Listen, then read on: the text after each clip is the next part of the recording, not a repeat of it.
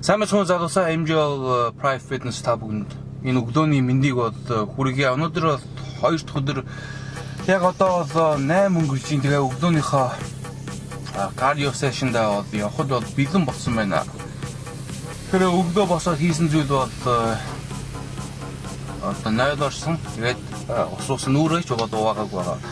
Cardio хийгээд маш их өдрөө тэгээд өдрөдөг учраас өнөөдөр зүгээр нүүр авах залхуурсан гэх үү.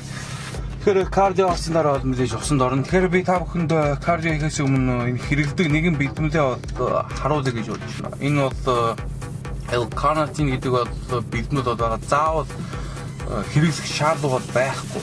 Гэхдээ энэ бэлтгэлүүд бол өөх шатаадаг бэлтгэлүүд биш. Гэхдээ өөх шатаахын явц чинь тусалж нэмэр болдог бол бэлтгэл.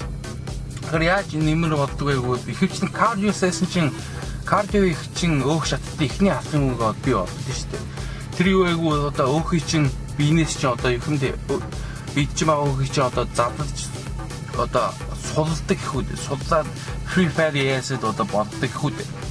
Энд чинь яадаг вэ гэвэл carnitine гэдэг бэлэн чинь яадаг вэ гэвэл энэ free fatty өөхөө одоо ихний кардио гэдэг ихний алхамаа гүйцэтгүүлчихлээ шүү дээ. Тэгэхээр чинь тэр өөх чинь бол биенээс чинь салаад free fatty acid form free fatty acid хэлбэрт бол орчдоо шүү дээ. Тэгсийн дараа энэ бэлэнд чинь бол тэр өөхий чинь бол транспорт буюу зөөхөд тусалдаг. Тэгэхгүй бол зөөгөөд энэ хаашаа зөөдөг гэвэл митохондрия гэдэг протеин чинь хэсэг рүү чинь бол зөөдөг. Энэ хэсэг рүү орсон дараа бол эндээс бол эний чинь бол энержи юм уу биений хэрэгцээнд чинь бол биений хэрэгцээнд чинь бол хангалттай шатаагдана гэсэн үг шүү дээ. Калори энержи болгож шатаагдана гэсэн үг шүү дээ. Тийм учраас би ихэвчлэн одоо өчигдрийн бичлэгээр бол хэлсэн бахад та бэлтгэлийн дараа бол би 30-аас цаг бол хүлээх туртай. Ягаад гэвэл энэ явц бол явагдчихж магадгүй шүү дээ. Харин энэ явцаас явагдаж дуусахаас өмнө биднээс хоол идчихвэл тэр хоол идчих хүний бие чинь одоо ихэнд энержи калори болгож хэрэглээд тэгээд тэр өөрөө тэр кардиогоор сулсан тэр free fatty acid формыг өөхий чинь буцааж өөхний чинь эс рүү хийгээд тэгээд өөрөө бараг хэр өөх шатаахгүй шатаасан ч гэсэн тэр өөрөө ийм их өөх шатаах боломжтой байсан бол өөрөө тэрийг бол багасгаж чинь гэсэн үг шүү дээ. Тэгэхээр энэ L-carnitine бэлтгэл заавал хэрэглэх бол шаардлага байхгүй. Хэрэв мөнгө муутай бол энийг бол авах ямар ч шаардлага байхгүй. Яагаад гэвэл энийг хэрэглээгүй ч гэсэн үр дүн ч юм бол сайн гарна. Хэрэг бүх юм зөв байвал харин энийг хэрэглэснээр үр дүн чинь илүү хурдан гарна. Хурдан гэхэд чинь зөрөө нь маш жоохон бага байсан ч гэсэн олон зүйлийн баг зөрөө чинь нэмэгдэж нийлэхэр чинь их том зөрөө болж явах. Тэгэхээр яг одоо энэ бол 1 tablespoon хэмжээний бол халбагод байгаа. Энэгээр ингэж ууснаар одоо 1100 мг бол L-carnitine бол миний биед орно. L-carnitine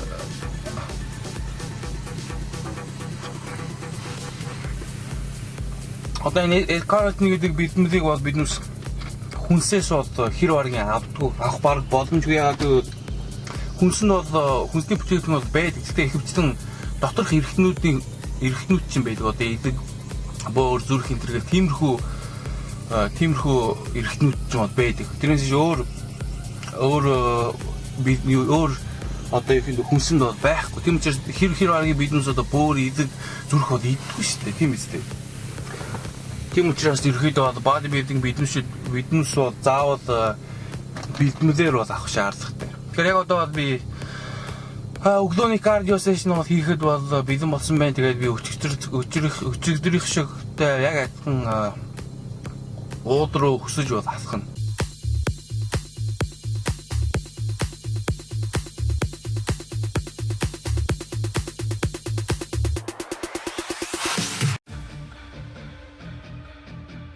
Сайн мэцхэн эрхэм хүндэт үзэгчтэй. Тэгэхээр өнөөдөр би та бүхэнд нэгэн бичлэг хүрэхэд бол таатай байна.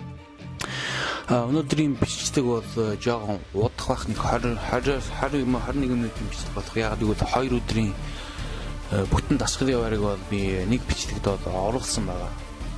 Яг одоогоор бол тэмцээний бэлтгэл маань бол маш сайн явагдаж байна. Эрчимтэй бол маш сайн явагдаж байна. Гэхдээ ерөнхийдөө бол хоолны дэглэм тэгээд тэмцээний бэлтгэл явагдаж удах тусам илүү хэцүү болно, илүү их ядарна, илүү их шантарна, илүү их хэцүү цагууд бол ирэх болно. Яг одоо дөнгөж эхэлсэн болохоор яг энгийн ба амархан үе шатанда бол явж байгаа. Гэхдээ ямар ч гэсэн тэмцээний бэлтгэл бол яг одоороо маш сайн явагдаж байна. Хоолны дэглэм бол 100% цэвэр барьж байгаа.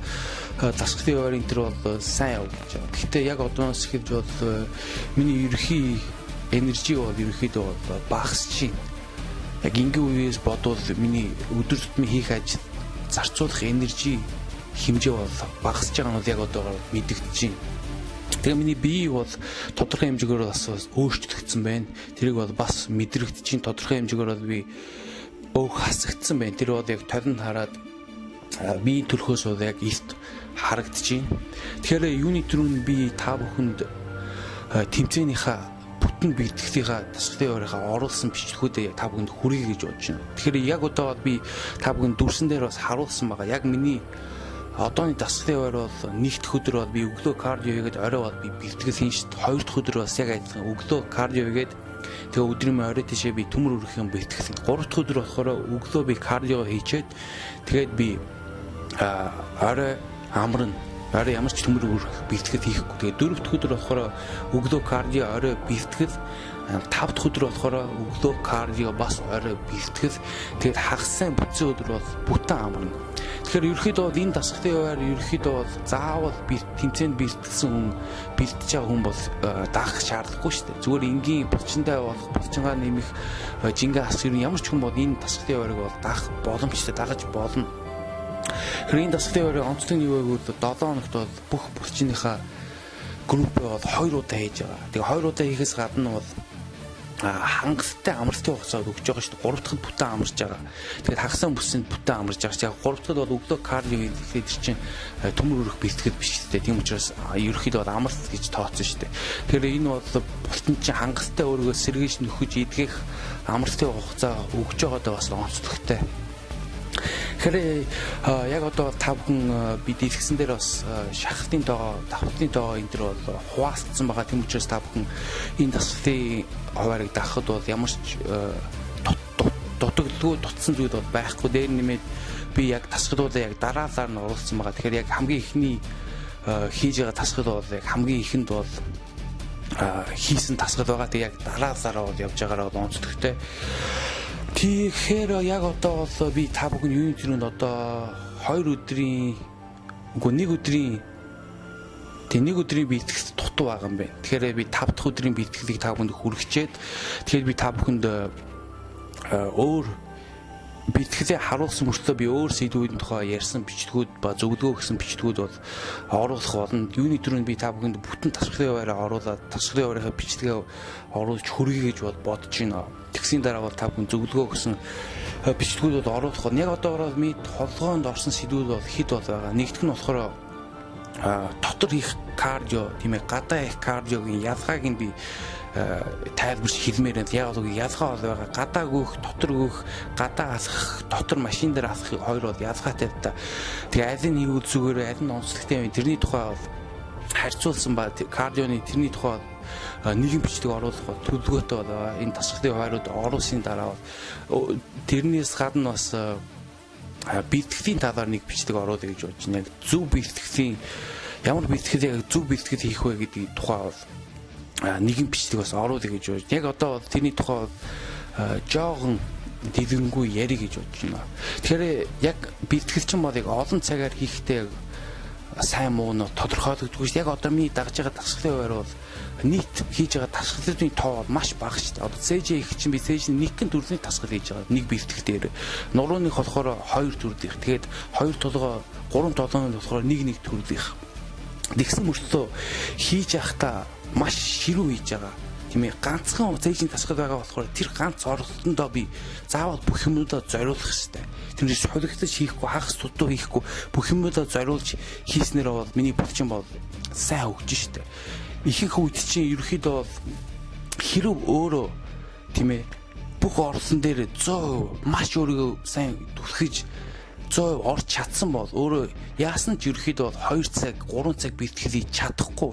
Ягаад гэвэл бусдын чинь тэгж ачаалын дийлэхгүй шүү дээ. Өөрөө яг эхэндээ өөрөө шир үйлээ гэж бодъё. 110% өглөө гэж бодъё тийм ээ. Байдгаар хийлээ гэж бодъё. Тэгээ өөрөө яг хэд ч юм те 60 кг-ээр өргөсөн гэж бодъё. Цээжний шахалт нэрээ. Тэгээд өөрөө 2 цаг бэлтгэл хийх ч өөрөө 60-аар өргөж чадахгүй шүү дээ. Өөрөө дараа чи өргөсөн дээр одоо 2 цагийн дараа ч юм уу цаг 30 минутын дараа өөрөө чи бусдын чи ядарсан өөрөө ядарсан байгаа шүү дээ. Тийм учраас өөрөө 60-аар өргөх биш 20-оор ч өргөх юм уу 20 кг-аар ч өргөх юм уу 30 кг өөрөө чи өргөж байгаа жинчин буун шүү дээ. Тийм учраас тэр ихэнх үед чи нөгөө 2 цаг 3 цаг бэлтгэл хийж байгаа хүмүүс бол ширүүн бэлтгэл бол хийхгүй. Ягаад гэвэл хэрэв өөрөө яг тэр нэг цаг хийж байгаа бэлтгэлтэй юм уу цаг 30 минут хийж байгаа бэлтгэлтэй 100% зарцуулах юм бол өөр 2 3 цаг бэлтгэл хийж чадахгүй. Ягаад гэвэл болсон чинь байхгүй, болсон чинь бүр ерөөсөө дийлэхгүй. Тийм учраас ерөөхдөө тэрний тухай дэлгэнгүй тайлбар өгч тийм ээ хуваалцъя гэж бодож байна. Би ерөөхдөө бол анхандаа бас хичээлэхэд би бас нэлээд удаан бэлтгэл хийдэг байсан. Яг 2 цаг юм уу цаг 30 минут юм 2 цаг хавцаа хийдэг байсан. Тэгээ бас маш олон төрлийн тасгалууд хийдэг байсан. Гэхдээ би нэг тасгалдаа би 110% өгдөг байсан. Нэг тасгалдаа би бүх юм зориулдаг байсан. Харин одоо би ганцхан цээжний тасгал байгаа болохоор тэр ганц орлолтондоо би бүхнээ зориулах хэрэгтэй. Бүх хүчээ зарцуулж тэр өргөж байгаа жингээ бол шахахад бол төвлөрүүлж бол хичээж байгаа. Ингэснээр бол миний бүтчний хөгжил бол хамаагүй сайн ирнэ. Ерөнхийдөө бол нэгэн анхаарах ба ойлгох ёстой зүйл юу гэвэл эхний хэдэн шахалтууд чинь зөвхөн халаалт гэсэн үг шүү дээ. Одоо жишээл өөрөө 8 шахлаа гэж бодъё. Тэгэхээр чи эхний 6 нь бол 6 юм 5 зүгээр халаалт шүү дээ. Тэр сүүлийн тэр 2 юм 3 шахалт дээр шүү дээ. Байдаг хүчээрээ бүр дийлэхгүй байгаа үед байдаг хүчээрээ шахдаг тэр үе мөччин болтон чи томрно шүү дээ. Болтон чи тэр өмнөхөөсөө илүү томрох тохиолдол стимулейшн авдсан шүү дээ. Тэгэхээр та бүхэн хэрүү тэр сүүлийн тэр 2 юм 3 шахсан дээр хүрч чадахгүй болсон чинь томрохгүй шүү дээ. Томрлоо гэж бодоход маш удаан хурцтайгаар томрно. Тэм учраас яг тэр сүүлийн тэр дийлэхгүй хамаг хүчээ зарцуулж тэр байдаг хүчээр шахдаг тэр хэмжээндээ хүрэхгүй бол өөрөө чинь бүтний томрлоо гэж бодоход маш удаан хугацаагаар томрно. Тэгэхээр юуны дүнд ихний хідэн юу шахалтуудын зүгээр л халаалт гэх сүүлийн яг хід дээр бол яг тэр бүтэн чинь яг томордог. Тийм учраас хөнгөн жингээр өргөх чинь бүтний чи юусоо томруулдаг учиртай ши энэ бас нэг учир шүү дээ. Яг л хөнгөн жингээр өргөхөд бол тэр сүүлийн тэр байдаг хүчээр шахдаг тэр хэмжээнд хүрэх боломжгүй шүү дээ. Одоо би хэрв цээж одоо би хэддээ ирчимтэй 50 кг-ээр шахвал би бараг 50 60 удаа шахах боломжтой шүү дээ. Тийм учраас 50 60 удаа шахлаа гэж миний цээж томрохгүй. Зөвхөн хүнд ингээд өргөчөөш тэр бусдын чинь зөв ачаал заавна шүү дээ. Зөв ачаал авснараа тэр бусдын чинь тэр жингээ даахын тулд өргөж дийлэхийн тулд өмнөхөөс илүү том болж хөгжиж хэрэг өөрөө зөв тижээд ба зөв нойр амруулсан шүү дээ. Харин 50 удаа нэг шахалтаар би 20 30 40 50 удаа шахаж чадчихвэл миний бусдын чинь хангалттай тэрийг дийлж шүү дээ. Тийм учраас зүгээр бусдын чинь томрохгүй зүгээр ядраас тэгээд дийлэхэ болчих шүү дээ. Тэрнээс бусдын чинь зөв ачаал аваад өмнөхөөсөө томрохгүй шүү дээ. Тэгэхээр ерөөхдөө иймэрхүү зүйлийн талаар бол би мэдээд өгье гэж байна. Яг ямар бэлтгэлийг тийм ээ зөв бэлтгэл гэж хэлэх вэ? Ерөөд тиймэрхүү талаар бол би мэдээд өгье гэж бодож байна. Тэгэхээр яг одоо та бүхэн харж байгаа бол би хамгийн ихний тасгал бол байгаа энэ 4-р өдрийн бэлтгэл. Тэгээд цээжний хөвтэй шахалт байгаа. Налуу хөвтэй шахалт. Тэгэхээр өнөөдрийн бэлтгэл бол ерөөхдөө нэг жоохон тиймэрхүү байсан л та. Би ерөөхдөө яг зорьсон шахалтын тоо 7-оос 9 штэй. Харин өнөөдрийн 3 орлолтон дээр 3 зан дээр 6 шахсан. 7 шахахад дийлэг. Тэгээ одоо автцсан. Тэгээ одоо нөгөө камераар бичсэн хүн бол сая тусалсан байгаа. Хэрвээ камераар бичсэн хүн байхгүй бол би ерөөхдөө урагшаага унгаагаа тэгээд нэг deadlift маягийн юмгээ зүгээр буулгачдаг. Тэгэхээр энэ бол намайг бол аалах юм бол биш. Ягаад гэвэл би энэ жингээр бол олон шахаж чадж байгаа. Би 5 6 7 шахаж чадж байгаа шүү дээ. Тийм учраас энэ жин би дийлэхгүй байсан ч гэсэн намайг бол аалахгүй. Харин би нэг one rep max би нөгөө нэг шахалтайгаа хүчээ үздэг жингээр үзүүл харин жинхэнэ аюултай. Ягаад гэвэл тэн дээр ийм тохиолдоход бол маш аюултай шүү дээ. Би бараг deadlift хийж тэгэж урагшаага унгаас нь ч гэсэн маш хэцүү маш хүнд байдаг. Учраас аюултай. Энэ дээр бол нэг их санаа зовх зүйл бол байхгүй дээ. Тэгэхээр өнөөдрийн ерөөхдөө бол жин хасалт тэгээд бас жин нэмэлт Тэгээд ерөөхдөө альва нэг шинэ зүйлийг танилцахад эхний 7 хоног, эхний 1-2 7 хоног ихэвчлэн дуршилтын 7 хоног бол байдаг хэвээр. Яг одоо би эхний 7 хоногт бол явж байна. Нэгдгээс би тэмцээнийхээ бэлтгэлээ бол ихэлсэн. Тэгээд одоо 4-р өдөр, өнөөдөр бол 4-р өдөр. Тэгээд би тэмцээний бэлтгэлтэй эхлэхдээ бол би ерөөхдөө бол тасгалын хуваараа өөрчлөсөн доо. Урд нь би өөр тасгалын хуваар бол дагдаг гэсэн. Тэгээд яг урд нь бол би зүүн бэлгээрээ ихвчлэн бэлтгэл хийж ирсэн та. Хэрвээ би цээж жоохон томруулж хөгжүүлэх бол ерөөхдөө бол цээж олоо 7 хоногт илүү олоодаа хийгээд тэгээд хэрвээ би зарим үед нуруугаа хиймээр санагдвал тэгээд тэр өдөр нуруугаа хийгээд хөлөө хиймээр санагдвал тэр өдөр хөлөө хийгээд ерөөхдөө бол зүүн бэлгийг тэгээд мэдрэмжээрээ бэлтгэл хийж ирсэн. Гэтэ одоо яг одоо тэмцээн үе болохоор бүх юм амар нарийн байх хэрэгтэй. Кардио програм, нойр, амлалт, хэрэглэж байгаа бэлтгэл, идж байгаа хоолууд, төмөр үрэх бэлтгэл бүх юм чинь нарийн байх хэрэгтэй. Тэгжээ 100% яг үр дүн хүрэх. Яг нэгсэндээ бизнесийг төлөвлөх гэсэн үг шүү дээ. Өөрөө ямар ч төлөвлөгөө, бэлтгэлгүй бизнес эхлүүлвэл ерөөхдөө бизнес чинь амжилттай байгаа магадлал чинь маш бага шүү дээ. Тэрнтэй яг адилхан бүх юм чинь төлөвлөгөөтэй тэгээд хяналттай байх хэрэгтэй. Хаана миний жин нэмэгдэн, жин нэмэгдэхгүй, жин буурч бүх юм чинь хяналттай байснаар ерөөхдөө бол өөрийн чинь амжилт олох магадлал чинь бол илүү өндөр байна. Тэгэхээр яг одоо тэмцээний бэлтгэл одоо яг тэмцээн бол 11 сарын 7-нд бол хагас өдөр бол болно. Яг одоо бол 11 7 хоног үлдсэн байна. 11 7 хоногт хэдэн хоног бол үлдсэн байна яг тэмцээн болтол. Тэгээд энэ хугацаанд яг тэмцээнд би ерөөхдөө бол ялах гэж орж байгаа. Тэгэхдээ би өдөр болгон би байдгаар хичээгээ 110% байвал би ялсан гэсэн үг шүү дээ. Угаасаа тэгээ би урд нь би яг тэр үлдсэн өдрүүдэд тийм тэмцээний өдөр болцтой гэж бодоход өнгөрсөн өдрүүдэд би харамсах зүйл байхгүй. Би өдөр болгоныг 110% байсан. Өдөр болгон би байдгаараа хичээсэн. Тэгээ үлдсэн сонголтууд бол шүүх хичээсэд хамаарна шүү дээ. Гэхдээ би шүүгч намайг ялуулсан ч ялагдуулсан ч би ялсан. Ягаад гэвэл би өдөр болгоныг байдгаараа хичээсэн. Би юу ч өөрчлөх боломжгүй байсан. Харин өөрөө зарим өдөр хагасдууд хийгээ, зарим өдөр хоолны ихмээ алдаад энэ төр яваад тэгээд өөрөө ялагдвал тэр чинь жиг харамсалтай шүү дээ. Хэр өөрөө өдөр болгон 110% байгаад хоолны ихмээ бүх юма дагаж явсан бол өөрөө ялахч байсан билүү юмыг хайж мэдгүй тийм биз. Тийм учраас хамгийн чухал нь өдөр болгон байдгаар хичээх хэрэгтэй. Ерөөсөө шантарч болохгүй, хоолны ихмээ алдаж болохгүй. Тэгээд тэмцээнд орох хэрэгтэй. Тэгээд би ялагдвал би харамсах зүйл байхгүй. Яг л би байдгаар хичээсэн. Тийм ээ тэгээд үлдсэн сонголт бол шүүгчнэр сонголт шүү дээ. Тэгэхээр энэ бол одоо харж байгаа бол энэ 3 дахь тасгал байгаа. Тийм 3 дахь тасгал энэ dumbbell row гэдэг тасгал байгаа. Энийг бол 3-ын оролцолтой тэгээд 7-гийн 9-ийн шахалтай бол хийсэн байгаа. Яг одоо хэрэглэж байгаа жим бол 105 паунд илүү 110 паунд. Тэр хоёрын нэг нь бол байгаа. Тэгээ өөр нэг нь хэлэх зүйл юу вэ гэвэл тэгээ энэ тухайс тусдаа бичлэг оруулж магадгүй. Энэ юу вэ гэвэл ерөөхдөө бол өөрөө жижигрэх тэгээд ботончоо авдах хоёр өөр ондоо зүйлтэй. Яагаад вэ гэвэл зарим хүмүүс чинь жингээ асж байгаа үед өөрөө угаасаа жижигрэн, ботончоо агшин жижигрэн. Энэ юутай холбоотой вэ гэвэл өөрөө нүүрс ус бага идж байгаа шүү дээ. Тэгэхээр нүүрс ус бага идэхээр чи өөрөө чи muscle glycogen юу вэ гэвэл ботончийн дотроо нэг зойртой гэсэн үг шүү дээ. Ботончийн дотроо зойртой. Тэр дотроо glycogen хадгалдаг. Glycogen чи сахар гэсэн үг шүү дээ. Тэгэхээр дотроо сахар хадгалдаг гэсэн үг шүү дээ.